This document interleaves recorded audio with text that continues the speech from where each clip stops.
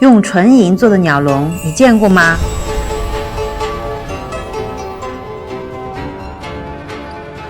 我是艳红，成都银花丝非遗传承人。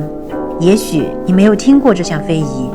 曾经皇家御用顶级金属手工技艺，如今成都掌握它的人不超过30人。因为它对工艺要求极高，步骤繁多，精度严谨，所以花丝工艺一般被用于定制首饰、礼器等。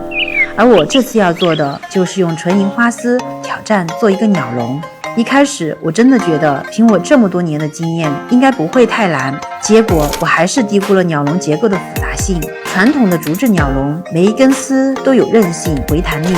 而对于花丝鸟笼而言，银丝是非常软的，这就使组装成为了难点，稍不注意就会让笼子歪歪扭扭。最后没有办法，我只能找到我们村的省级鸟笼非遗传承人王明文老师，我们一起完成这个作品。我也把他那个组装上去，然后他体验的话，他其实时间也不够，他组装一下就行。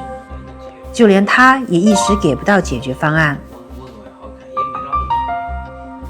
结构韧性的问题还没有解决，而一个底盘的焊接又难倒了我们。底盘比较厚，受热根本不均匀，一个人烧的话，这边还没有化，那边就已经冷了，必须得2到3个人同时上手一起烧，每一个孔位都要跟对面的孔位精准相对。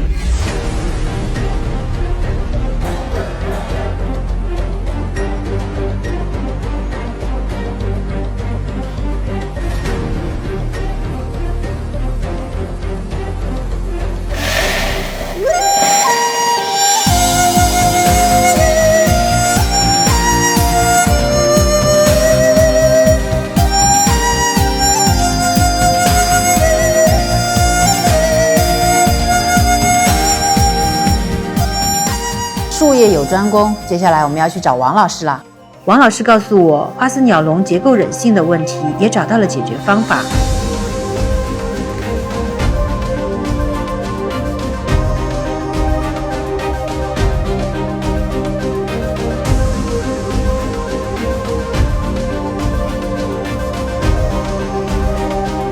就这样，我们为了完成这个作品，整整耗了200天。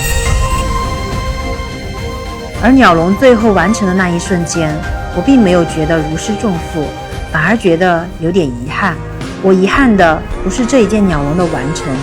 而是遗憾这样的技艺或许在我们这一代之后，就再难有人做出这般精致的纹路，